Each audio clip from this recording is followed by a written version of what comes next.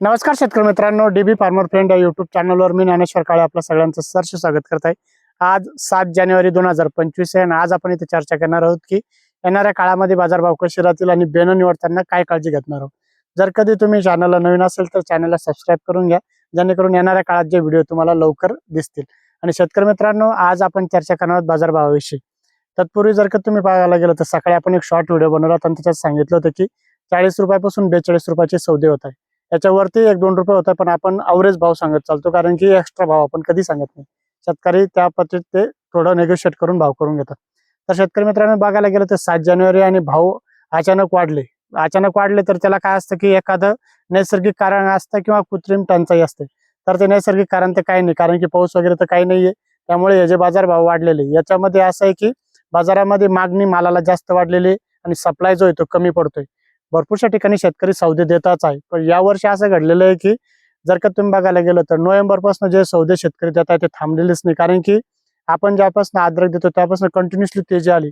फक्त एकदा 200-300 रुपयाची मंदी आली होती, पण इथून पुढे पूर्णतः तेजी आलेली। 7 जानेवारी आणि जानेवारी एंड पर्यंत माझं तरी मत आहे की ही तेजी कायमच राहणार आहे। 100-200 रुपये तेजी कायम राहू शकते। याच्यात तुमच्या हातात ही तेजी आणणं महत्वाचे आहे। ज्या शेतकऱ्यांना गरज नाही, आर्थिक गरज नाही, अशा शेतकऱ्यांनी जर कधी प्लॉट होल्ड केले तर ते प्लॉट नक्कीच चांगल्या भावात विकू शकतात। ज्या शेतकऱ्यांना आर्थिक गरज आहे त्या शेतकऱ्यांनी जर कधी प्लॉट दिले तर नक्कीच तुमच्या येणाऱ्या काळामध्ये चांगले दिवस भेटणार आहे। जर कधी बघायला गेलं तर बाकी मालाची परिस्थिती आपण जर कधी बघितली, बँगलोरचा जो माल होता सुरुवातीलाच आपण जे सुरुवातीला व्हिडिओ बनवले होते त्याच्यात सांगितलं होतं की राईस ब्लास्ट नावाच्या अटॅकमुळे तिथं जे प्लॉट आहे सुरुवातीच्या काळातच खराब झाले होते।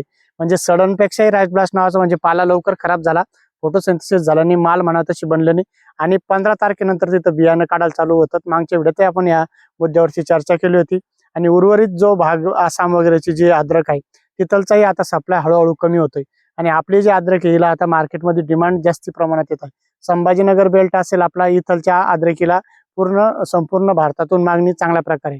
आणि ज्या शेतकऱ्यांना गरज नसली त्यांनी जर कधी सौदे थांबवले तर नक्कीच व्यापाऱ्यांना थोडा किंवा मार्केटमध्ये माल जर कधी कमी प्रमाणात गेला तर नक्की त्याची कायमस्वरूपी येणार आहे। आपण जर कधी बघितलं तर हा प्लॉट एप्रिल मधला होता आणि आपण कंटिन्यू सांगत होतो की आपण एप्रिल मध्ये लागवड केलीच पाहिजे। त्याचा फायदा आता जर कधी जोडून बघितलं तर आम्ही इथे कंद काढला होता। कंद याच्यासाठी काढला की आपला विषय आज की बियाणं निवडताना काय काळजी घेतली पाहिजे, तर याच्यावरती आज आपण थोडक्यात चर्चा करणार आहोत। आता पाला बसायला लागलेला आहे, डबल लॅटरल टाकलेली। शेतकरी मित्रांनो, पाला जर कधी बघितला तर संपूर्ण पाला आता आपण वरती घेतलेला आहे। भरपूरशा ठिकाणी बियाण्याला जर कधी अशीच तेजी राहिली तर बियाण्याचे भाव काहीही होऊ शकतात। म्हणजे यावर्षी 6-7 हजार जाऊ शकतात। काही शेतकऱ्यांना बियाणं भेटणार नाही। मग ज्या शेतकऱ्यांचे घरचे प्लॉट आहे, समजा आपण आता हा प्लॉट आहे आणि असं धरायचं की तर डागी माल आहे, तर आजच तुम्ही बांबू वगैरेच्या साह्याने तिथे खून करा किंवा मार्क करा आणि त्याच्या 5 ते 10 फुटाचं बियाणं काढू नका। तुमचंच बियाणं तुम्ही निवडलं तरी चालतं, पण बियाणं निवडताना काळजी हीच घ्यायची की जिथं लागलेलं त्याच्या 5-10 फूट या साईडचं आणि 5-10 फूट या साईडचं सोडून तुम्ही बियाणं घेऊ शकता किंवा त्या बेडचं जर कधी बियाणं टाळलं तरी चालतं। आणि सर्वप्रथम म्हणजे काळजी ही घ्यायची की शेतकरी काय करतात, बियाणं काढलं की सर्व क्षेत्रातलं बियाणं एकाठी जमा करतात, त्याचा गंज मारतात आणि ते स्टोअर करतात। स्टोअर करताना काय करतात की ते क्लीन करत नाही। म्हणजे तुम्ही ज्यावेळेस बियाणं स्टोअर करणार आहे, समजा तुमच्या घरात स्टोअर करत असाल किंवा तुम्ही जिथं बियाणं स्टोअर करणार त्याच्या अगोदर त्याला स्वच्छ पाण्यामध्ये धुवून घ्या, पूर्णतः माती त्याची स्वच्छ करा। त्यानंतर बुरशीनाशक मधून त्याची प्रक्रिया करा। तुम्ही कुठलंही बुरशीनाशक घेऊ शकता, मग रेडिमोल गाऊड घेऊ शकता, एलेट घेऊ शकता किंवा रोको घेऊ शकता। याच्यामध्ये त्याला तुम्ही डिप करून म्हणजे बुडवून ते तिथं ठेवायचंय आणि त्यानंतर अधूनमधून तुम्हाला त्याच्यावरती काळजी घेणं गरजेची आहे, जेणेकरून तुम्हाला त्याच्यात फायदा होईल। की त्याचा फायदा असा होतो की तुम्ही जर कधी बघायला गेलं तर तुमच्या येणाऱ्या काळात जी बुरशी तिथं मल्टिप्लाय होणार आहे ती बुरशी तिथं मल्टिप्लाय होणार नाही आणि त्याचा तुम्हाला फायदाच होणार आहे। भरपूर शेतकऱ्यांना असं प्रोसेस केली तर ते फायदाच होते। कारण की काय, तुम्ही जर कधी एखाद्या ठिकाणी मागच्या वर्षीचा अनुभव सांगतो, काही शेतकऱ्यांनी बियाणं कोऱ्या प्लॉटवरती आलं आणि नंतरला काळजी न घेतली, फंगस जास्त प्रमाणात वाढली आणि तिथेही सड वाढली। अतिरिक्त पाणी तुमच्या क्षेत्राला जर कधी स्टोअर तुम्ही केलं तर तिथं सड तशी येणार आहे। भरपूरशा ठिकाणी बियाणं भेटलं नाही तर मग घरचंच बियाणं वापरायला काही अडचण नाहीये। त्यामुळे तुम्ही बियाणं काढताना ह्या सगळ्या काळजी घेणं गरजेचं आहे।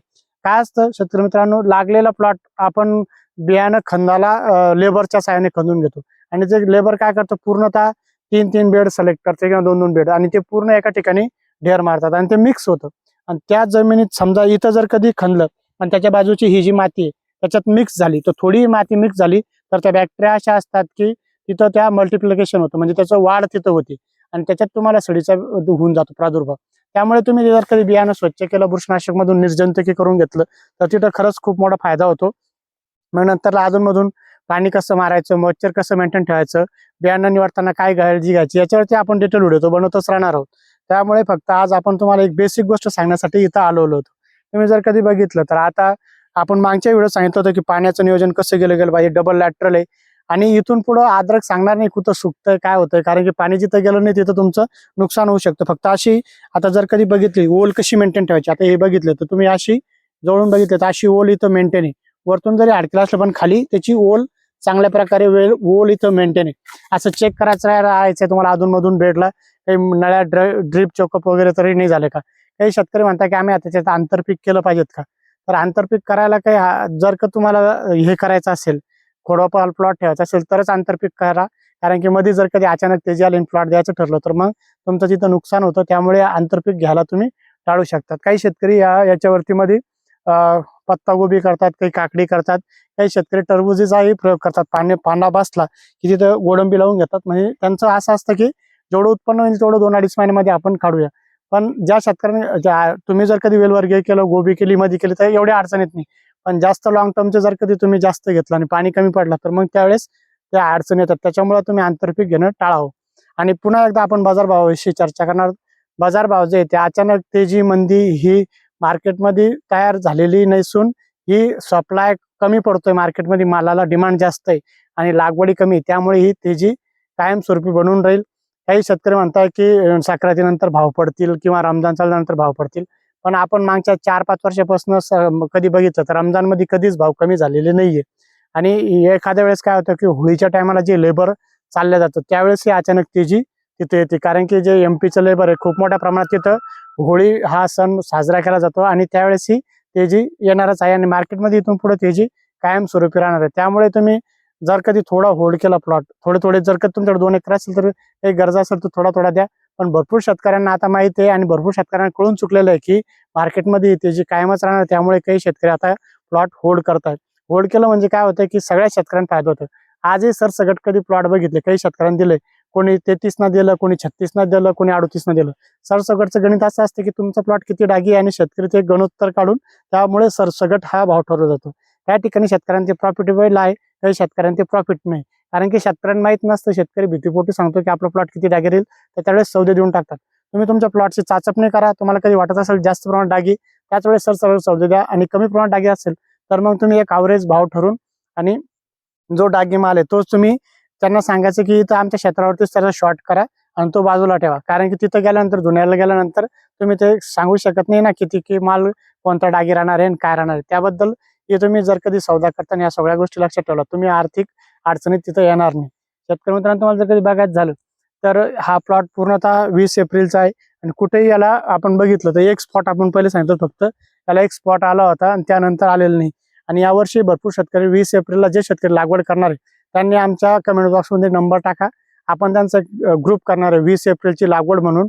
असा ग्रुप तयार करणार आहेत आणि ज्या शेतकऱ्यांनी कमेंट बॉक्समध्ये नंबर टाकला त्याचे एक आले लागवड 2026-27 असा ग्रुप तयार करून त्या शेतकऱ्यांचा ऍड केला जाणार आहे. त्याचं शेड्यूल सांगलं जाणार आहे, पाण्याची काळजी कशी घेतली गेली पाहिजे, पाण्याचं मॅनेजमेंट कसं पाहिजे आणि 20 एप्रिलला लागवड करायची त्याचं बियाणं निवड कशी पाहिजेत त्याच्या विषयी वेळोवेळी आम्ही त्यांना एक मार्गदर्शन करणारच आहोत. तुम्हाला जर कधी 20 एप्रिल लागवड करायची असेल तरच तुम्ही कमेंट बॉक्समध्ये नंबर टाका, जेणेकरून तुम्हाला त्याच्याविषयी अधिक माहिती आम्ही तिथं देऊ शकतो. तुम्हाला जर कधी आमचा व्हिडिओ आवडला असेल तर व्हिडिओला शेअर आणि आम्हाला फॉलो करायला विसरू नका. धन्यवाद शेतकरी मित्रांनो.